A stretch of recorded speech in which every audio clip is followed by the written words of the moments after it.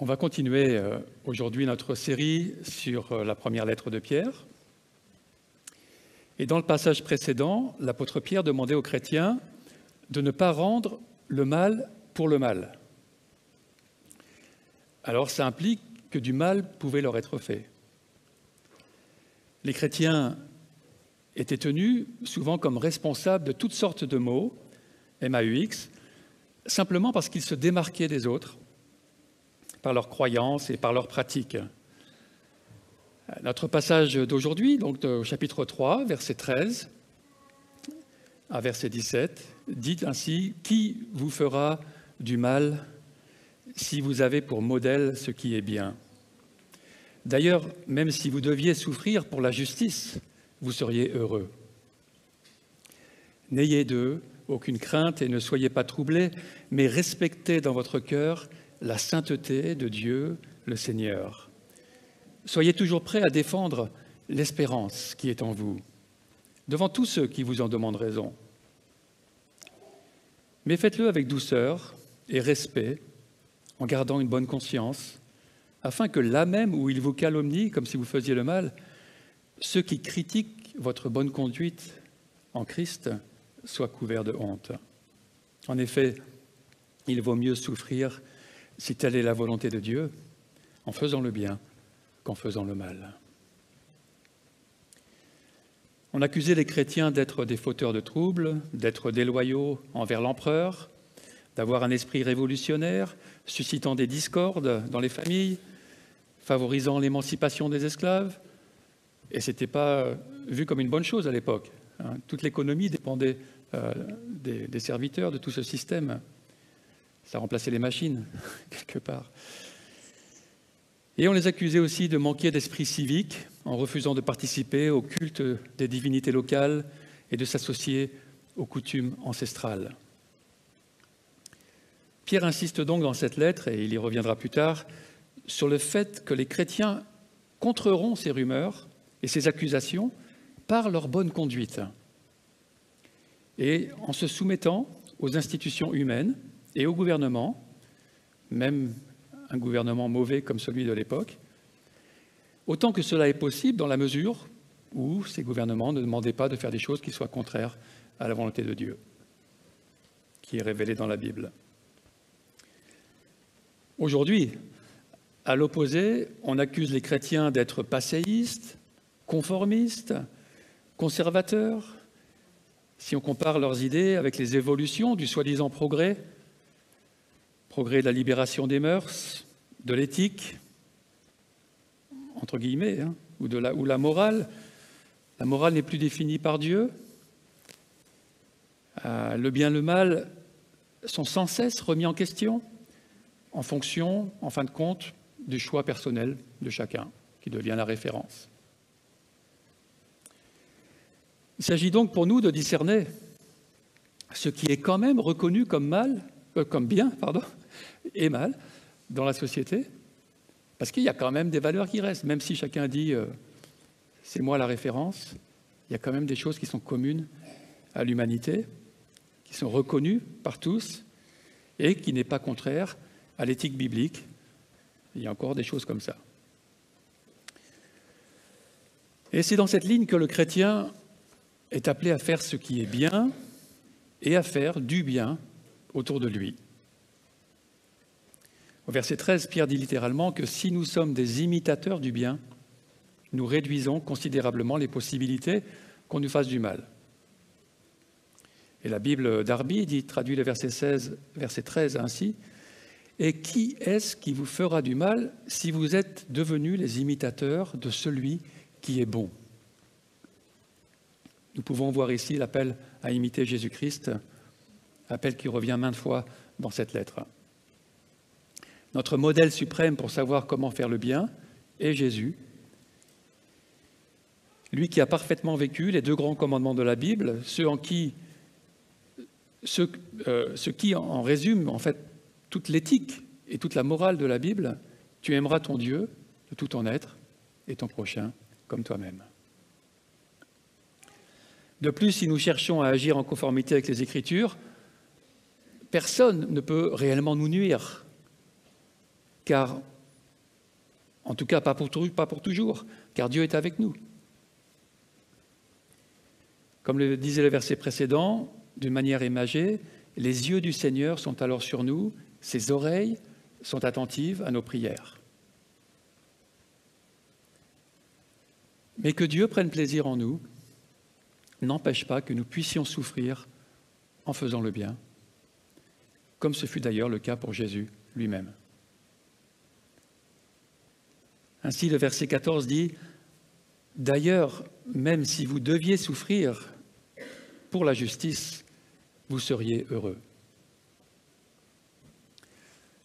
Être heureux, ici, ne vise pas premièrement le sentiment de bonheur, bien qu'il n'en soit pas forcément exclu.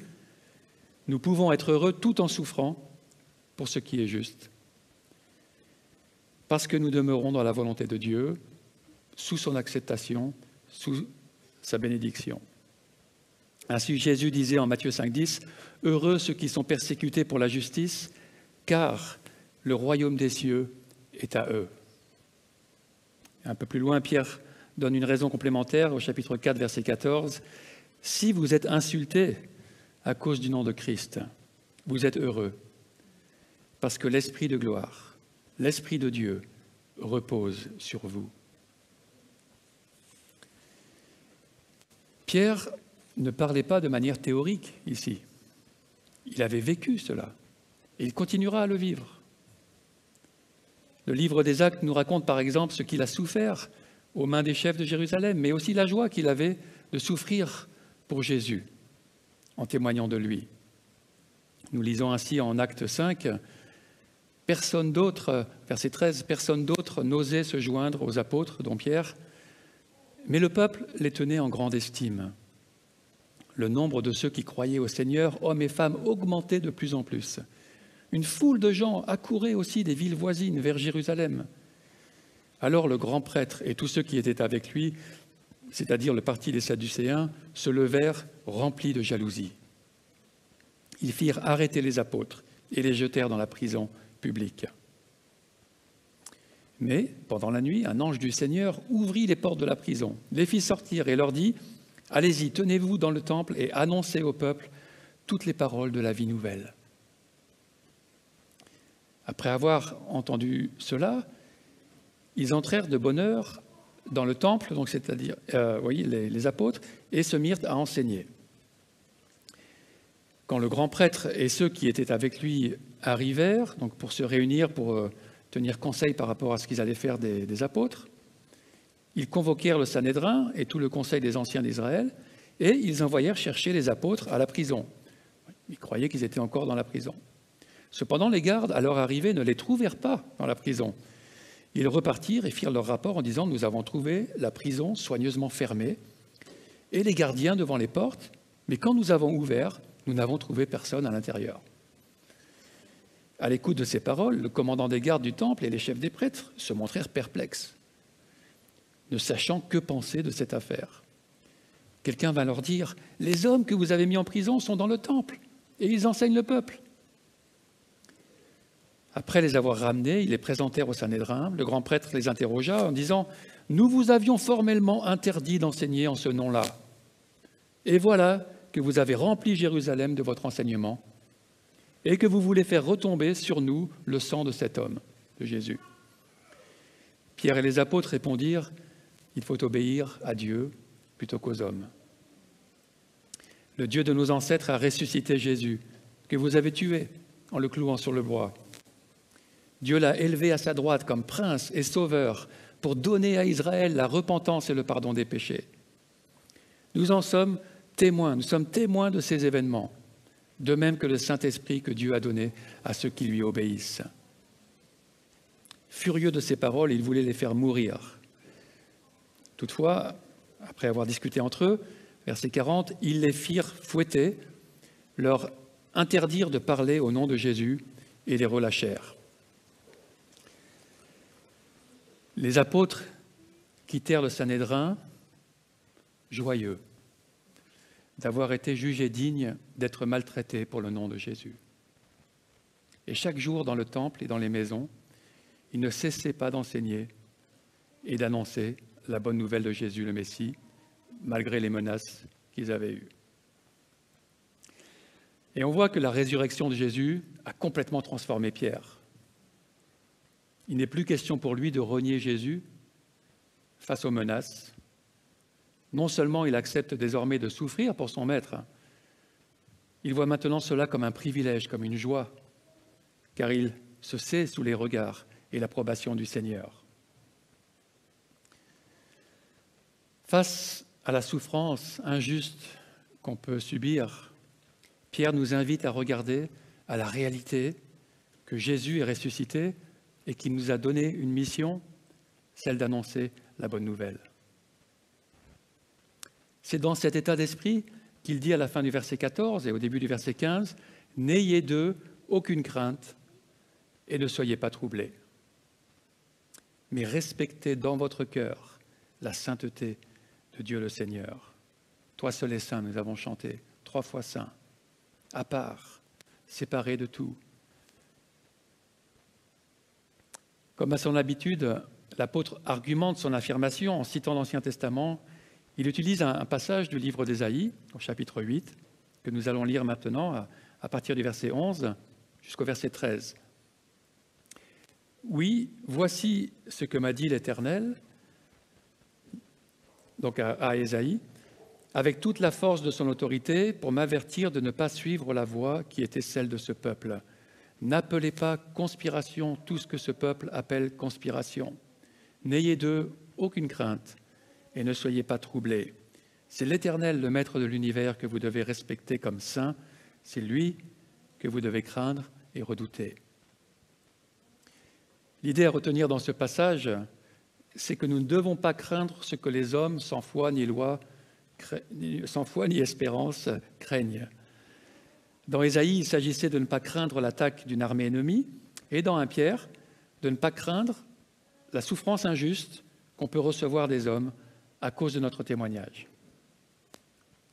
Que ce soit au travail, à l'école, dans la famille, nous sommes exhortés à nous reposer sur l'Éternel, le Maître de l'univers, et à rechercher sa volonté à lui, pas celle du monde ambiant. Alors revenons à cette formulation un peu énigmatique de notre verset 15. « Mais respectez dans votre cœur la sainteté de Dieu le Seigneur. » D'autres manuscrits ont Christ à la place de Dieu, donnant ainsi « Mais sanctifiez dans vos cœurs Christ le Seigneur ». Les spécialistes ne sont pas tous d'accord pour savoir quelle était la lecture du manuscrit original, mais de toute façon, Pierre avait déjà utilisé au chapitre 2, verset 8, ce même chapitre 8 d'Ésaïe, pour parler du Christ. Donc dans ce même chapitre où il est question de Dieu, on voit au chapitre 8, verset 13, où on peut comparer ces deux passages entre Ésaïe 8, 13 et 1 Pierre 2. En Ésaïe 8, 13, il est dit « C'est l'Éternel, le Maître de l'univers, que vous devez respecter comme saint, c'est lui que vous devez craindre et redouter. Il sera alors un sanctuaire, mais aussi une pierre qui fait obstacle, un rocher propre à faire trébucher. » Et on voit en 1 Pierre 2, 4 que cela est appliqué à Christ. Cette même phrase, « Approchez-vous de Christ, la pierre vivante, rejetée par les hommes, mais choisie et précieuse devant Dieu. » Et au verset 8, « Elle est aussi une pierre qui fait obstacle et un rocher propre à faire trébucher. » Cette même pierre pour Dieu et pour Christ. Pierre donc applique à Christ ce qui était dit de Dieu dans ce chapitre 8 d'Ésaïe.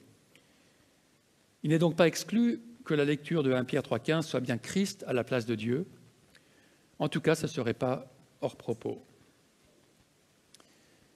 Remarquez au passage, avec ces versets, que si on place notre confiance en Dieu ou en Christ dans une situation difficile, il devient alors un refuge, un sanctuaire, comme a dit Élisée tout à l'heure. Mais si on n'a pas confiance en lui, il devient alors une pierre sur laquelle on trébuche, un rocher qu'on ne peut pas franchir. Et il n'y a pas vraiment de voie médiane. Soit il nous sauve, soit il nous juge, selon que nous plaçons notre foi en lui ou pas. Ensuite, 1 Pierre 3,15 dit littéralement « Sanctifiez dans vos cœurs le Seigneur ». Sanctifier, c'est le même mot utilisé dans le Notre Père, que ton nom soit sanctifié. C'est le mettre à part comme étant unique, c'est le reconnaître pour qui il est, pour ce qu'il est, le Seigneur. Sanctifier Christ, c'est se consacrer à lui, c'est se soumettre à lui, c'est le révérer et l'honorer du fond de notre cœur. Le cœur dans la Bible, c'est là où s'effectuent les choix, les orientations. C'est là où se prennent les décisions. Lorsque Christ est à la place unique qui lui revient dans nos vies, alors nous sommes disposés à faire les bons choix, à faire le bien, même si cela doit engendrer une souffrance. Nous pouvons ne plus craindre les hommes, car nous savons que notre avenir éternel est assuré en Christ. Facile à dire. Mais si Christ est là, dans notre cœur, vivant, nous pouvons le vivre.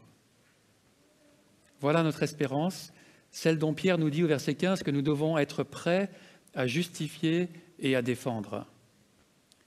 Soyez toujours prêts à défendre l'espérance qui est en vous. Et défendre ici, c'est le mot apologia en grec, qui a donné apologie. Et donc de défendre devant tous ceux qui vous en demandent raison. Quelle est la teneur de cette espérance ?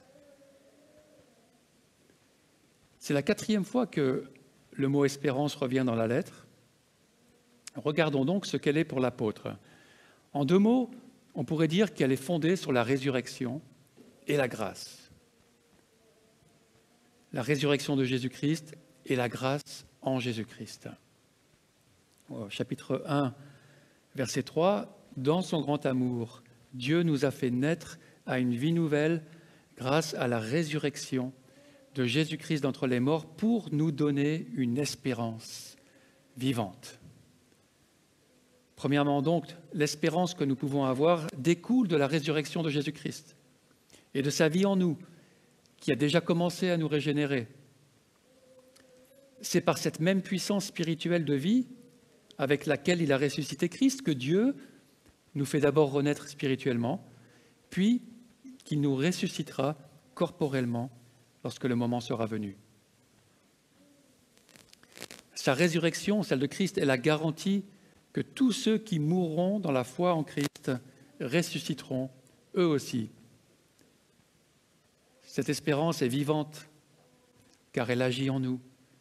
Elle grandit et produit du fruit. La 2e fois que Pierre utilise ce mot, c'est dans 1 Pierre 1,13.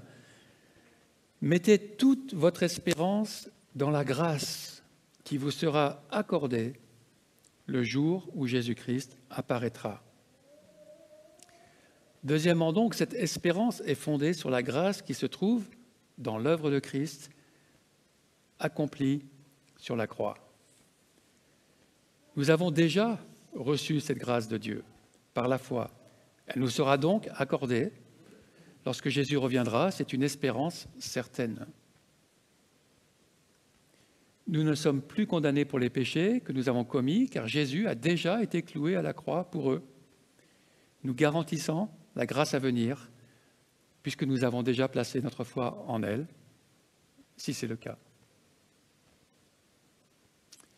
Et le 3e passage où il parle de l'espérance, toujours au chapitre 1, est au verset 20. « Dès avant la création du monde, Dieu avait choisi Christ pour cela, et il apparut, dans ces temps qui sont les derniers, pour agir en votre faveur. Par lui, vous croyez en Dieu qui l'a ressuscité des morts et lui a donné la gloire. Ainsi, votre foi et votre espérance sont tournées vers Dieu. » Troisièmement, donc, notre espérance se fonde sur le plan que Dieu avait décidé d'avance, dès avant la création du monde. Alors même si le péché attriste Dieu, il n'a pas été pris au dépourvu par le péché, ni avant ni aujourd'hui. Notre espérance s'appuie sur le prolongement du plan de Dieu, plan qu'il a déjà commencé et qui va vers son achèvement. C'est Dieu lui-même qui est à l'origine de notre salut. C'est lui aussi qui en est le garant. Il a payé le prix fort par la mort de son Fils et il a démontré sa puissance en le ressuscitant pour nous obtenir cette espérance. Et il comblera notre espérance lors du retour de Christ. Sommes-nous toujours prêts à défendre notre espérance à quiconque nous demande de la justifier, comme le demande Pierre? En fin de compte, il n'y a pas besoin d'être un grand théologien pour ça. Je vous propose qu'il suffit de nous baser sur ces deux mots, résurrection et grâce. Les trois passages sur l'espérance que nous venons de voir parlent du Christ crucifié et surtout ressuscité comme étant la base pour que la grâce de Dieu nous soit accordée à travers Jésus-Christ. Toute l'histoire de la Bible peut être récapitulée, peut être racontée à partir de ces deux mots. Tout l'Évangile y est concentré.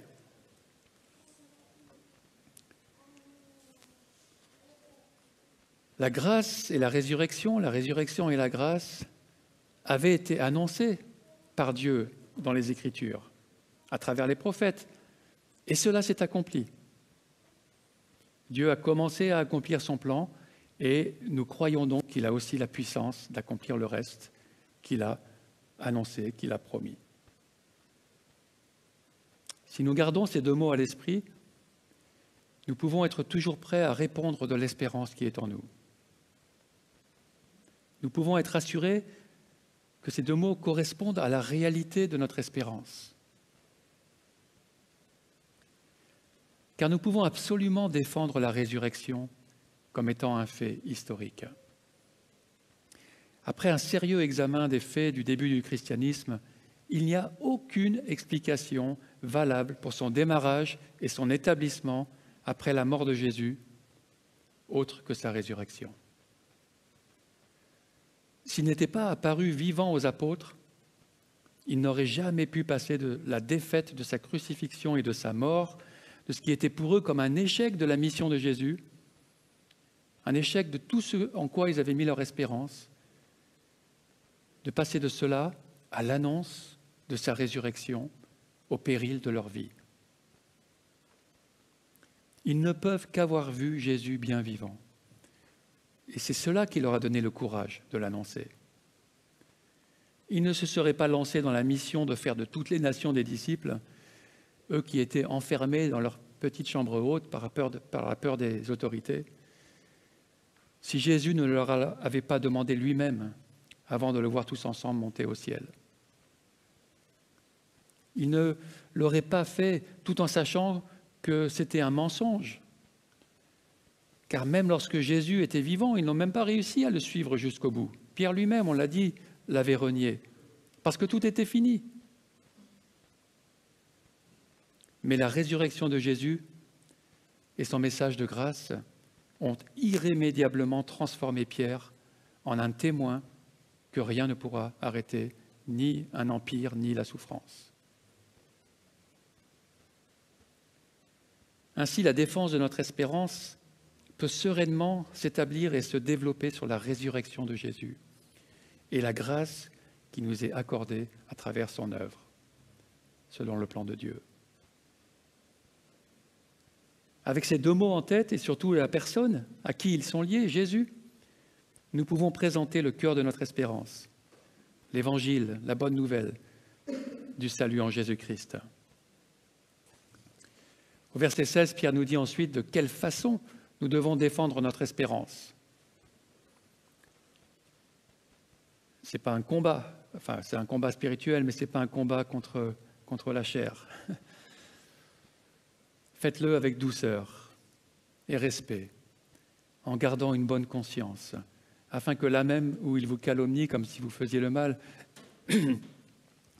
ceux qui critiquent votre bonne conduite en Christ soient couverts de honte. Avec douceur et respect, ou selon d'autres traductions, avec tact, avec humilité et crainte, avec courtoisie calme et modestie. Cette même douceur qui devait caractériser les épouses au verset 4, qui est en fait la douceur de Christ lui-même, est ici demandée à tous les chrétiens. Le respect ou la crainte peut être celui que l'on a envers Dieu, dans le sens où c'est lui qu'on doit craindre et non pas ce que peuvent nous faire les hommes, mais il se peut qu'ici ce soit le respect que l'on doit avoir envers toute personne, même opposante. Notre défense ne doit donc pas se transformer en attaque. Si la conversation tourne à la querelle de mots, ce n'est pas la peine de continuer. Ça ne va pas porter du fruit, probablement pas. Elle doit se faire avec humilité devant Dieu, dans la considération du bien de l'autre et dans la paix que nous avons en Dieu, sachant que nous avons tous besoin de la grâce de Dieu, nous-mêmes autant que notre interlocuteur, et que nous ne sommes pas au-dessus de lui. Pierre dit encore de garder une bonne conscience, ou, traduit encore, veiller à garder une conscience pure. Évidemment, notre vie doit correspondre à notre témoignage. Si nous disons que notre conscience a été purifiée en Christ, nous chercherons à continuer à la garder pure. Une bonne conscience dépend d'une bonne conduite. Si nous cherchons à vivre en Christ, c'est-à-dire en son salut, en sa seigneurie, notre conduite s'alignera sur ce que lui considère comme bon et pur. Nous avions vu au chapitre 2 qu'une bonne conduite dans la société, selon Pierre, est caractérisée par une soumission aux autorités et un respect pour toute personne.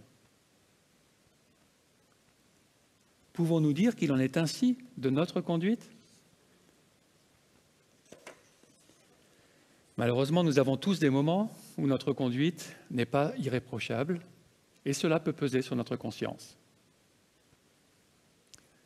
Mais si nous amenons notre culpabilité à Christ, il nous pardonne, car c'est pour cela qu'il est venu, c'est pour cela qu'il est mort sur la croix, pour que notre péché soit couvert par son sang versé.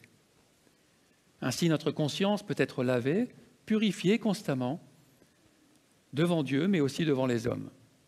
Et c'est Paul, l'apôtre, qui dira en Romains 8, 33, « Qui accusera ce que Dieu a choisi ? C'est Dieu qui les déclare justes. » Est-ce que tous les aspects de notre vie sont ainsi vécus en Christ, de telle façon que toute accusation contre nous est infondée ? Si ce n'est pas le cas, il faut nous en repentir et recevoir la grâce de Dieu. Il nous aidera ensuite à vivre d'une façon qui l'honore. Mais si nous ne vivons pas en accord avec l'espérance que nous professons, il ne faut pas nous étonner d'attirer sur nous des calomnies et des critiques. Et malheureusement, l'histoire de l'Église nous montre que ça a été souvent le cas.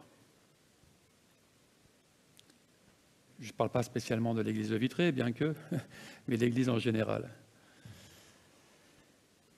Alors, bien sûr,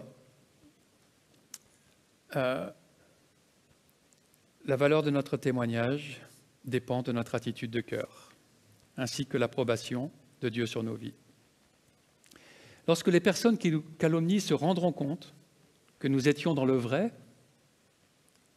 alors au jour du jugement, au plus tard, peut-être avant, la honte les habitera, car elles reconnaîtront qu'elles avaient tort et qu'elles avaient joué le rôle du diable, de l'accusateur, du diviseur, du trompeur, du menteur. Bien sûr, leur sort ne nous réjouit pas, mais nous pouvons être consolés par le fait que la justice sera rétablie. Dieu le sait. Terminons par le verset 17, qui est comme une sorte de résumé-conclusion de ce que nous venons de voir. En effet, il vaut mieux souffrir, si telle est la volonté de Dieu, en faisant le bien qu'en faisant le mal. Dans ce verset, comme dans beaucoup d'autres passages des Écritures, nous voyons que la volonté de Dieu peut être que nous souffrions, alors même que nous faisons le bien. Nous sommes ici loin de l'évangile de la prospérité, le faux évangile qui dit que tout doit bien se passer maintenant, pour nous, si nous avons la foi et que nous faisons les bonnes choses pour cela. Le grand thème développé dans cette lettre de Pierre, c'est que nous devons être prêts à souffrir dans la foi en Dieu, tout en ayant une bonne conduite. Ce n'est pas un message très populaire, mais il correspond à la réalité de la vie chrétienne normale dans ce monde. Même pour nous, qui ne sommes pas spécialement persécutés, mais il y a beaucoup de chrétiens qui sont persécutés dans le monde. David et Priscille, qui s'occupent d'être des relais pour Portes Ouvertes, pourraient en témoigner, et en ont déjà témoigné. Nous avions vu au chapitre 1 que Dieu se sert aussi de la souffrance pour nous purifier. S'il permet que nous souffrions, c'est pour en tirer du bien, un bien éternel. Il peut se servir de la souffrance pour que notre relation avec lui grandisse en profondeur et en qualité. Soyons sûrs qu'il désire notre bien. S'il permet la souffrance injuste, et c'est le cas si nous faisons le bien, elle ne sera pas sans conséquences positives pour l'avenir. Car Dieu nous a destinés à partager sa gloire. 2 versets de la fin de la lettre confirment ce désir et cette bonté de Dieu pour nous. Chapitre 5, verset 7. « Déchargez-vous sur lui de tous vos soucis, car lui-même prend soin de vous. » Et au verset 10, « Le Dieu de toute grâce vous a appelés en Christ à sa gloire éternelle. Après que vous aurez souffert un peu de temps, il vous rétablira lui-même, vous affermira, vous fortifiera, vous rendra inébranlable. » Une grande leçon que nous pouvons retenir de cette lettre de Pierre, c'est que nous pouvons souffrir tout en faisant le bien et la volonté de Dieu, mais que cela est passager. Car Dieu nous prépare à vivre avec lui une vie pour laquelle nous sommes vraiment faits, une vie dont on n'arrive pas à imaginer combien elle sera magnifique. Car je le répète, nous sommes destinés à vivre dans la gloire de Dieu.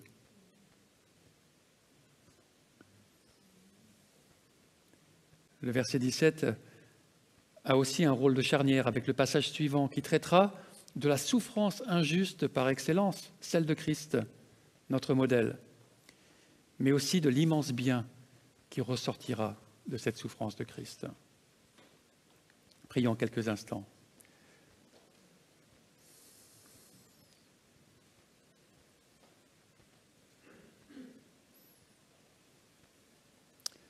Seigneur, nous n'avons pas forcément l'habitude d'entendre que la souffrance doit faire partie de notre vie, selon ta volonté,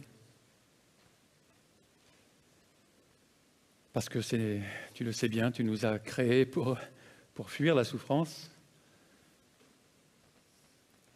Nous cherchons à nous en protéger, et c'est une bonne chose. C'est toi qui as instauré cela dans nos corps pour notre protection. Mais tu nous appelles à voir plus loin.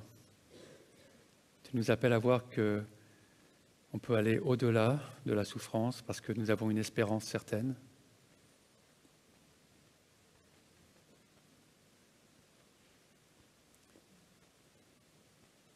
Merci Seigneur pour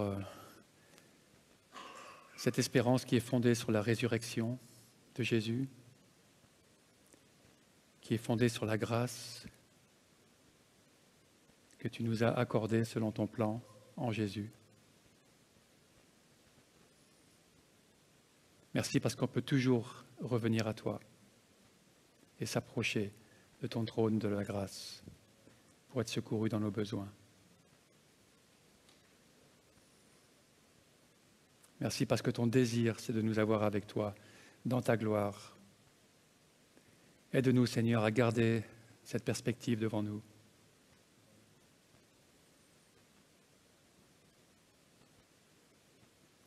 Et permets, Seigneur, que si ce matin, quelqu'un n'a pas une bonne conscience devant toi ou devant les hommes, il puisse régler cela avec toi, recevoir ton pardon, recevoir ta vie.